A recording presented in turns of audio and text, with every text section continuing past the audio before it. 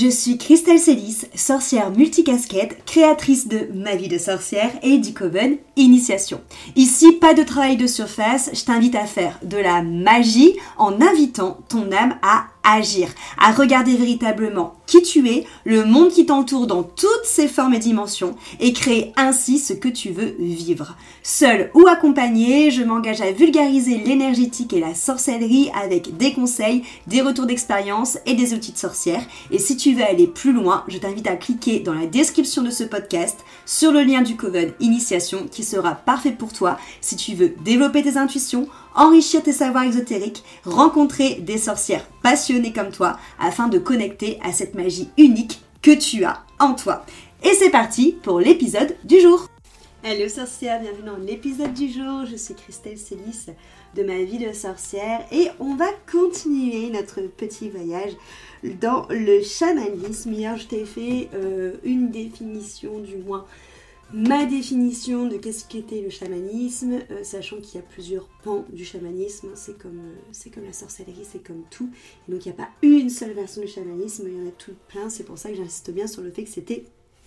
ma propre définition du chamanisme, et j'avais envie d'aller un petit peu plus loin avec toi dans le chamanisme, te raconter aussi un petit peu plus ma vision du chaman et comment est-ce que c'est venu à moi. Et de toute façon, on va tourner autour de ce sujet durant toute la semaine. Alors, la chose que je voulais voir aussi avec toi par rapport à hier au niveau du chamanisme, c'était aussi ce lien avec la vie, la mort et avec les différentes dimensions, on va dire, visibles et invisibles, qu'on peut relier au chamanisme. C'est vrai qu'on a, donc, comme tu l'as pu l'entendre hier, pour moi le chamanisme, c'est cette notion de comprendre que tout est relié, que tout est même énergie, que tout est digne du même respect,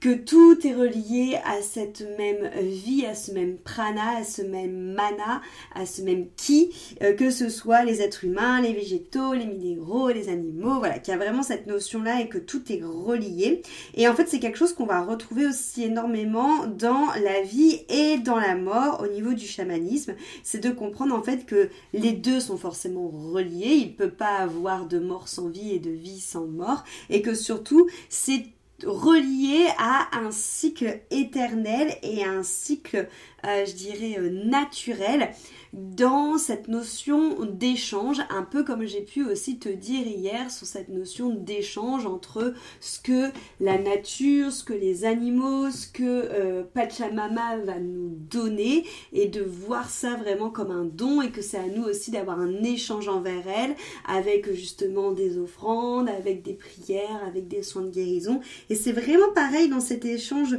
entre la vie et la mort, c'est vraiment comprendre qu'il y a vraiment un cycle entre le monde visible et le monde aussi invisible où on va retrouver les esprits, et que finalement c'est juste un échange naturel d'un état à un autre, c'est-à-dire que la mort dissout la matière et la naissance rend l'énergie tout simplement visible, rend l'invisible visible, et que c'est juste en fait un passage de l'un à l'autre, et que une âme en fait est présente au niveau énergie, est présente mais invisible, et va rentrer dans cette notion d'incarnation avec lorsqu'on est, lorsqu'on vient au monde, pour tout simplement être visible et commencer un cycle de vie sur Terre, jusqu'à ensuite revenir à l'invisible et sortir de cette couche de matière qu'est le corps, pour repasser au monde des esprits, et ainsi de suite. Et c'est vrai que dans le chamanisme, on a aussi une très grande influence du monde invisible sur le monde visible, et notamment une très grande influence des morts sur le visible. Et c'est quelque chose notamment que moi je vois beaucoup en constellation familiale, parce que je pense que la constelle familiale et systémique, c'est vraiment l'outil où ma part chamane ressort le plus à chaque fois, et ça a vraiment du sens sur cette notion justement d'avoir l'influence de l'invisible et du monde des morts sur le monde des vivants, parce que c'est vraiment là, je sens, où ma part chamanique a le plus tendance à ressortir, aussi bien pour communiquer avec les morts, aussi bien pour capter des enseignements et des initiations, et aussi bien pour aussi faire des dégagements, ce qui arrive très très très fréquemment pour ma part. C'est vrai que comment je suis tombée personnellement dans le chamanisme pour ma part, c'est, comme je te l'ai dit hier, venu de manière assez naturelle. Tout autant, c'est quelque chose qui m'a toujours passionnée, parce que j'ai toujours été avec un amour inconditionnel, si tu me suis depuis un petit temps, tu le sais, mais pour la nature et pour les animaux. Et c'est quelque chose qui m'a toujours attirée, parce que clairement, j'ai toujours capté que chez les chamans, il y avait en tout cas... J'arrivais pas à mettre des mots dessus, mais maintenant plus, mais en fait je pense qu'il y avait cette vibration commune que je ressentais, et que c'était pour ça que ça me parlait énormément, de respect du vivant, et c'est quelque chose que moi j'ai toujours eu et qui m'a toujours débecté, et que je comprends toujours pas comment est-ce que, comme j'ai pu le dire hier, comment est-ce que l'être humain peut être aussi débile de ne pas comprendre que nous sommes partis, que nous faisons partie d'un tout, et que c'est totalement juste de respecter la planète et tous les êtres vivants qui sont dessus, peu importe la forme que prend ce vivant. Et en fait c'est totalement le message du chamanisme, donc c'est pour ça que je pense que de base, même sans le savoir et sans avoir cette connaissance de qu'est-ce que était chamanisme, il y avait une vibration commune qui fait que j'ai toujours été attirée là-dessus, et c'est pourquoi ça a été l'une de mes premières expériences. Je sais plus si j'avais passé mon premier degré de Reiki ou pas à l'époque, ou si c'était juste avant, enfin bon, bref, peu importe, mais la première expérience que j'ai fait avant même d'être formée, c'était 4 jours en retraite de l'invisible, où clairement le but était de nous permettre de connecter avec l'invisible, plus d'un point de vue énergétique, c'est-à-dire connecter avec les énergies des chakras, voir les auras et travailler avec des déités. Mais il s'avère que à ce stage-là, il y a eu énormément de chamanisme qui a été présent. Alors on n'était pas nombreuses, on était 4. Alors est-ce que c'est le groupe qui a valu ça? Est-ce que c'était autre chose? Mais en tout cas, c'est là où j'ai eu mes premières expériences chamaniques, où j'ai connecté vraiment avec de l'invisible, mais de l'invisible où on sentait vraiment que c'était les ancêtres qui venaient nous voir, où c'était aussi la présence des animaux, où il y avait vraiment cette notion de connaissance du tout, et de se sentir à la fois dans le microcosme et dans le macrocosme, de vraiment avoir cette notion justement d'être à la fois tout et rien. Enfin voilà, il s'est passé plein de choses lors de ces 4 jours, et notamment aussi mes premières attaques que j'ai eues et des premières aussi manifestations de l'invisible, mais moins cool. Et après, voilà, je suis rentrée dans des formations qui étaient, je dirais, un petit peu plus cadrées et un petit peu plus avec du contenu, on va dire, pédagogique, en gros. Là, c'était vraiment l'expérience, et à l'époque, je savais pas ce qui se passait, c'est juste que ça m'a vraiment marqué. Ça a été ma première expérience, mais clairement, je savais. Voilà, là je te le dis aujourd'hui parce que j'ai des mots dessus et je sais ce qui s'est passé, mais à l'époque, à part trouver ça ouf, je savais pas vraiment te dire ce qui s'était passé. Et mes secondes expériences ont été notamment beaucoup grâce à des états de conscience modifiés. Que ce soit avec de la méditation, que ce soit avec des mantras. C'est là aussi où l'enseignement du yoga, sur certains points, rejoint le chamanisme. Et comme j'ai pu te le dire hier, le chamanisme est, à mon sens, aussi à l'origine des Védas. Donc du coup, ça a du sens que ça se rejoigne. C'est là où j'ai pu justement avoir conscience que on avait l'univers, la vie à l'intérieur de nous, et que nous faisions partie aussi de cet univers et la vie. Cette histoire, comme je te racontais hier, de vagues et d'océans, c'est vraiment dans ces pratiques-là que j'ai pu l'expérimenter. Lorsque j'ai fait de la Kundalini aussi, où j'ai pu ressentir que j'étais reconnectée absolument à tout le vivant. Et aussi lors des cérémonies cacao, pareil, où je me sentais vraiment connectée à tout le vivant, où je pouvais être à la fois la petite goutte d'eau qui se trouvait sur une feuille sur l'arbre, que la petite coccinelle qui était à mes pieds. Enfin, c'était ouf, parce que je sentais vraiment que mon essence était dans tout. vraiment dans le tout, sans avoir une conscience entre guillemets d'état modifié. J'étais totalement en train de me balader en forêt à ce moment-là. Mais voilà, il m'est arrivé plusieurs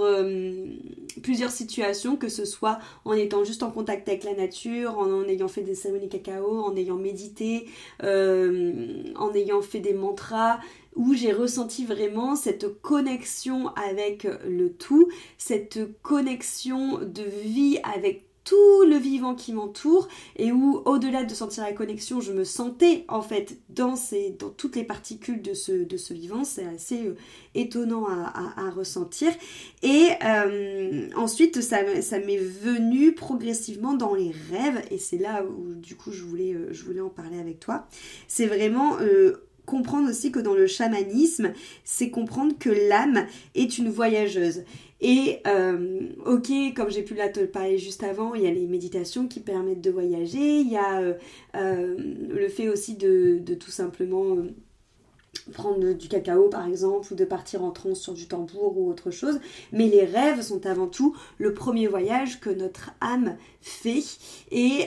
dans cette notion justement du chamanisme qui est le lien entre le visible et l'invisible, les rêves sont avant tout aussi vraiment un moyen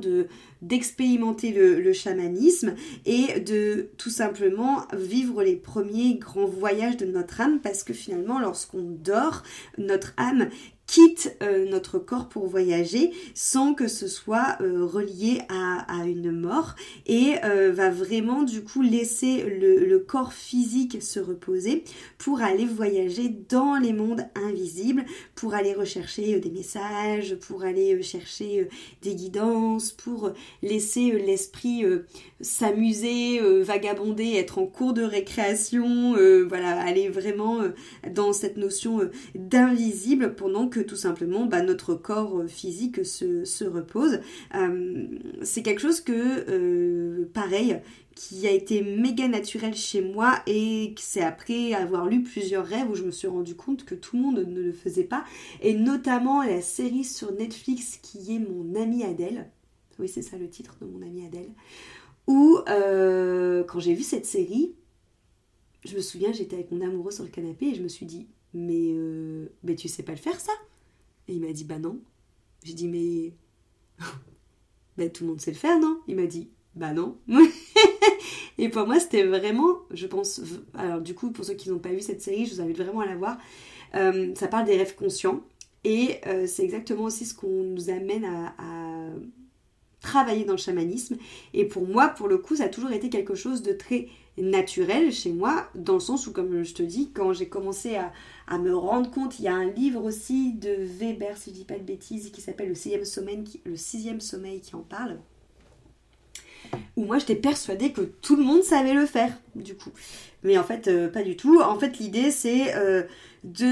lorsqu'on part dans ses rêves, d'avoir ce qu'on appelle les rêves contrôlés, et de pouvoir permettre justement à l'esprit de contrôler les rêves pour pouvoir avoir les messages, les guidances, les expériences que on a envie de vivre, et de vraiment comprendre en fait que les rêves, c'est vraiment, comme je te disais, un voyage dans l'invisible, et que l'idée c'est quelque chose que l'on peut tout simplement maîtriser, c'est pas le bon mot, mais qu'on peut mettre à disposition, on va dire ça comme ça, pour notre propre éveil, et pas juste laisser notre âme partir vagabonder des fois dans des endroits qui sont pas forcément très hauts vibratoirement, ou choper des trucs qui vont nous polluer, et de vraiment venir avoir cette conscience sur les rêves que l'on peut contrôler, que l'on peut maîtriser, pour aller dans des mondes très spécifiques, pour aller dans d'autres dimensions, pour aller à la rencontre de l'invisible, et pour avoir des clés, des guidances ou des messages qu'on va soit chercher à avoir ou soit qu'on va nous donner pour les transmettre après. Et en fait, dans la nuit, il peut se passer énormément de choses. Il peut avoir en effet des, comme je l'ai dit, tout simplement des guidances, des révélations, mais il peut aussi avoir des initiations, des apprentissages qui vont être donnés ou des rencontres avec d'autres énergies, avec même des ancêtres. Enfin, il peut se passer énormément de choses. Et ça, c'est quelque chose que j'ai finalement toujours vécu, ce qui est très pratique parce que justement, quand tu sens parfois que tu t'endors et qu'il y a des énergies qui te tirent pour avoir un cauchemar, comme en fait tu es conscient de tout ça, ça te permet de pouvoir tout simplement chanter l'affaire et finalement rétablir l'équilibre déjà dans l'invisible quand il y a des énergies qui t'embêtent, de les envoyer chier direct et d'aller là où c'est plus ok pour toi et où tout simplement tu as envie d'avoir les infos ou les apprentissages que tu as à avoir et pas tout simplement subir ta nuit. Et ça c'est hyper intéressant. Et encore une fois, je pensais vraiment que c'était quelque chose que naturellement tout le monde faisait et c'est pour ça que c'est dur pour moi de vous l'expliquer parce que pour le coup c'est assez naturel, mais en tout cas ça fait partie d'une sorte de voyage chamanique parce qu'on peut avoir ces voyages sans forcément chercher à avoir une transe chamanique. Et d'ailleurs si je continue moi mon petit chemin on va dire du chamanisme, autant ces rêves, ces rêves conscients, on va dire, je les ai toujours faits et c'est méga facile pour moi. Autant la tranche chamanique, j'ai mis vraiment 1000 ans à réussir à faire ma première tranche chamanique. Je partais très facilement, comme je te l'ai dit, en état de conscience modifié avec les méditations, avec les mantras, avec le nidra, avec la sonothérapie, avec juste une balade en forêt où quand je suis en forêt, je sens qu'il y a mon coronal et mon troisième œil qui s'excite d'un coup, mais c'est parce que je pense que je suis beaucoup plus ancrée. L'ancrage est hyper important aussi en chamanisme, hein, dans n'importe quelle d'ailleurs pratique magique, hein, c'est hyper important, je vous le répète en long, en large et en travers. Mais toujours est-il que la tranche chamanique proprement dit, j'ai mis longtemps à savoir en faire, hein. Pas savoir en faire, c'est pas le bon terme, à m'autoriser à en faire, c'est le bon terme. C'est que je pense que j'ai toujours été attirée, pareil, par le tambour, hein, Dakota qui est mon tambour. Ça fait longtemps maintenant qu'on se connaît, toi et moi, Dakota. Ça fait au moins 5 ans, je dirais, 5 ou 6 ans, hein, je pense. Et je m'en suis toujours servi pour nettoyer la maison, pour faire mon ancrage, mais c'est depuis 2 ans maintenant, à peu près, que je pars en transe en 2-2 dès que je fais 3 coups de maillotche dessus.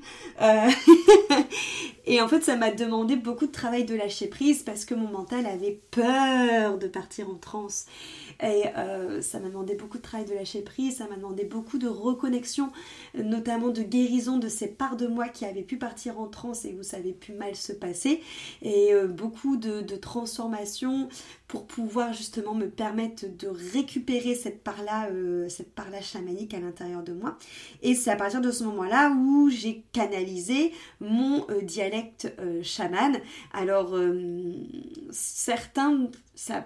pour moi ça n'a pas la même vibration. Ça peut ressembler parfois quand je parle ce dialecte à du langage galactique. Sauf que pour moi c'est pas un langage galactique parce que je ressens pas la vibration quand je canalise du galactique. Je ressens vraiment la vibration, j'ai envie de dire de la terre, pas du tout du céleste. Je ressens vraiment plus la vibration, j'ai envie de dire des sioux, mais c'est peut-être pas forcément des sioux, mais tu vois, je ressens vraiment la vibration de l'Indien, de cette sagesse de la terre, des entrailles, je dirais, mais les entrailles de la terre, de Pachamama, quelque chose de réconfortant comme une sagesse ancestrale de la terre. Il y a vraiment cette notion-là dans ce dialecte et c'est vraiment du coup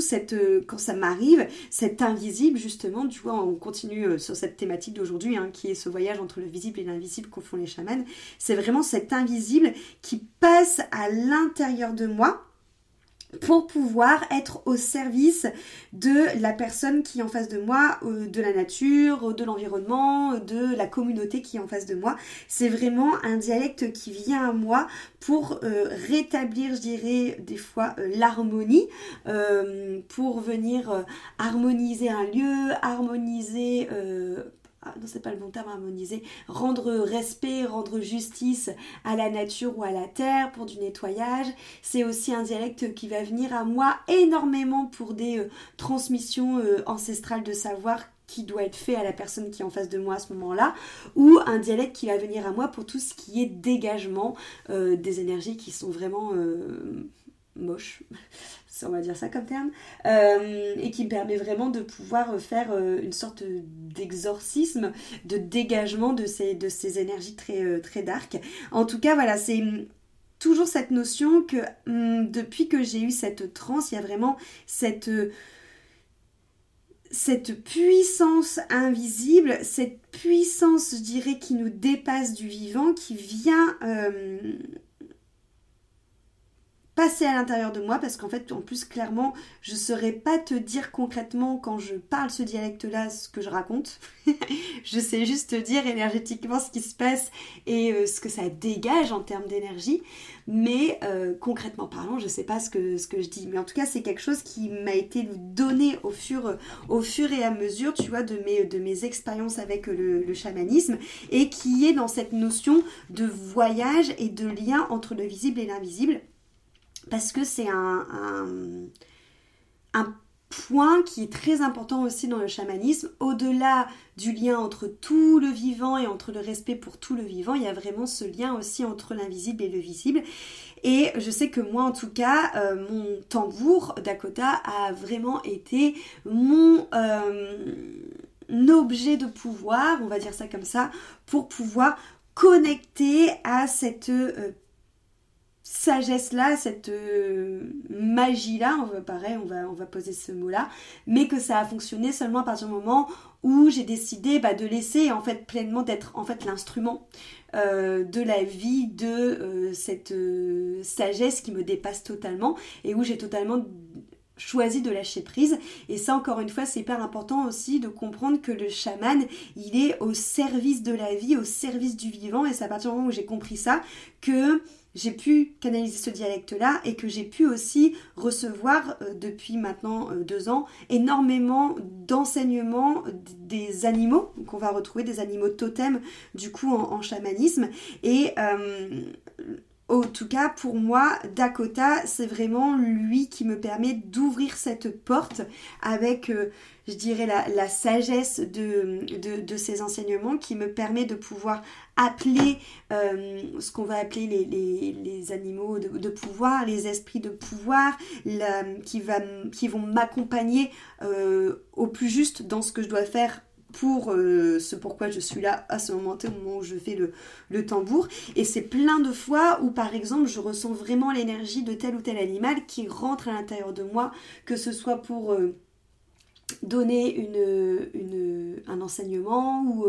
de donner une initiation. Je me souviens qu'il y a une fois où j'ai senti vraiment l'énergie du serpent qui rentrait à l'intérieur de moi pour faire un soin à la personne dans cette énergie-là. Il y a une fois où c'est l'énergie de l'ours qui est rentrée à l'intérieur de moi pour plus procéder pour un dégagement, un exorcisme. Enfin, ils vont vraiment, vraiment m'aider à venir déployer en fait leur sagesse à travers moi, et c'est comme si que moi je deviens l'instrument de ces animaux, de pouvoir et de cette énergie de l'invisible, de vie qui œuvre en nous. C'est vrai que ça demande, comme je te l'ai dit, un énorme lâcher prise et aussi une énorme confiance, une énorme foi en cette énergie du vivant et en cette énergie du coup que je suis l'extension en fait de cette énergie, et que j'ai confiance en elle et j'ai foi en elle, et je sais que ce qui va se passer à l'intérieur de moi va être quelque chose que je vais savoir gérer, donc et d'avoir foi sur le fait que c'est aussi ce qu'il y a le plus juste pour la personne qui est en face et qui vient chercher justement ce qui est juste pour elle au moment venu à travers cet outil-là. Et encore une fois, c'est pas systématiquement, je ne prends pas systématiquement mon tambour et je ne fais pas systématiquement du chamanisme lorsque je fais des soins énergétiques ou lorsque je fais des constellations. Ça vient vraiment suivant, en fait, encore une fois, si c'est juste pour la personne et s'il y en a besoin ou pas, mais c'est quelque chose en tout cas qui est hyper limpide quand ça apparaît. C'est vraiment, voilà, je sais juste que j'ai un appel où je me dis ok, c'est maintenant, ça vient chercher cette part de ma personnalité, ça vient chercher ce chaman en moi, c'est lui qui va pouvoir débloquer la situation et de laisser du coup, entre guillemets, mon corps être l'objet de ce passage du visible à l'invisible, parce que voilà, c'était vraiment ce deuxième point que je voulais voir avec toi aujourd'hui avec le chamanisme, c'est que c'est aussi cette notion de devenir cette passerelle et de surtout être au service d'eux. Et je dirais que c'est vraiment aussi la différence avec la sorcellerie, c'est que la sorcellerie, on sait qu'on va se servir en fait des énergies pour nous permettre de créer une vie qui est plus alignée à la nôtre, donc de garder ce qui est juste pour nous et de transformer ce qui n'est pas juste. Là où le chamanisme, c'est l'inverse, c'est toi qui es au service du chamanisme, toi qui es au service de l'énergie du tout et de l'énergie du vivant. Et ça, c'est hyper important de comprendre en fait que c'est un rôle qui est qui demande beaucoup de respect en effet par rapport au vivant et par rapport aussi aux différents mondes qu'on va toucher, parce que le fait d'être chaman, c'est aussi faire en sorte de toujours préserver la relation qu'on va avoir avec cet invisible, que ce soit avec les forces de la nature, les animaux, les minéraux, les plantes, mais que ce soit aussi avec les ancêtres ou avec l'esprit des animaux et avec le vivant dans toutes ces facettes. En fait, c'est comme si qu'on devient vraiment un outil à leur disposition et qu'on doit faire en sorte de toujours rester à sa juste place. Ça demande beaucoup d'humilité et ça demande vraiment cette notion d'être à disposition de ces énergies pour pouvoir rétablir l'harmonie, comme je te disais, pour pouvoir rétablir la relation entre tout le vivant et ramener ce respect également et cette justesse.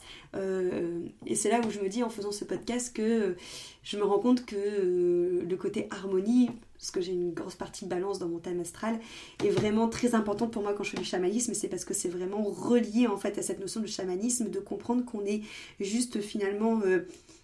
à disposition et qu'on doit avoir toujours cette humilité et ce respect de pouvoir préserver toujours les relations entre le visible et l'invisible et entre tout ce qui compose le vivant. Et c'est vraiment au centre du chamanisme et c'était pour moi très important que tu le comprennes à travers mes expériences et à travers aussi moi comment je vois le chamanisme et que c'est pas quelque chose entre guillemets comment je vais dire. Je pense que le chamanisme, c'est une pratique qui demande énormément de lâcher prise parce que ça vient à toi. Je dis pas que c'est réservé à une élite, loin de là, parce qu'en plus, encore une fois, il y a énormément de pans de chamanisme, et là, moi, je te parle d'entre guillemets de mon pan, alors c'est pas mon pan, mais de mon expérience du chamanisme, mais en tout cas, moi, je sais que c'est pour ça que c'est dur à la fois pour moi de vous donner des contenus très théoriques là-dessus, parce que une grosse partie de ce que je savais déjà faire, je savais pas que c'était du chamanisme. En plus, je pensais que tout le monde, que c'était normal entre guillemets, et que c'était quelque chose de très naturel. Et tout l'autre pan qui m'est venu, les canalisations, le dialecte, les dégagements, les énergies d'animaux qui rentrent en moi et tout ça, ça pour le coup, c'est vraiment arrivé à partir du moment où j'ai lâché prise et où j'ai vraiment poussé ma foi au fait de me dire ok, en fait, je suis l'instrument du chamanisme et encore, je mettais même pas ce mot-là à cette époque-là, je suis l'instrument de l'univers, de la vie, et tout ce qui passe en moi est juste, que ce soit pour moi ou pour la personne qui vient en face. Et j'ai confiance en fait. J'ai confiance et c'est toujours choisir cette voie aussi entre la peur et l'amour. Voilà, je vais m'arrêter là pour aujourd'hui parce que l'idée c'est en effet de vous retrouver toute la semaine sur cette thématique, mais je pourrais en parler vraiment pendant des heures parce que pour moi c'est aujourd'hui le chamanisme me permet vraiment de venir rassembler, j'ai envie de dire rameuter, tout ce que j'ai pu expérimenter depuis le début de mon éveil, il y a plus de 10 ans maintenant, c'est-à-dire à la fois l'énergétique, à la fois le yoga, à la fois la sorcellerie, et à la fois cette spiritualité, et à la fois moi, en fait, tout simplement, à la fois mon individualité, qui je suis, ce à quoi j'aspire, et ce pourquoi j'ai de l'amour inconditionnel, c'est-à-dire le vivant en règle générale. Et pour moi, ça vient vraiment relier tout ça. Voilà. J'espère que cet épisode du jour, en tout cas, t'aura plu. Il est un petit peu plus déstructuré que celui d'hier. Mais j'espère que ça t'aura quand même passionné, que ça t'aura donné des clés un peu plus détaillé, on va dire, sur ma vision du chamanisme, parce qu'encore une fois, c'est pas la science absolue sur le chamanisme, mais c'est ma manière de voir les choses. Si tu as la moindre question, comme d'habitude, on se retrouve par mail ou par commentaire ou sur Instagram. Je serai ravie d'échanger avec toi et on se retrouve demain pour un nouvel épisode. Cet épisode t'a plu, pense à lui laisser une jolie note sur ta plateforme d'écoute de ton choix et aussi de le partager aux personnes à qui il pourrait être utile.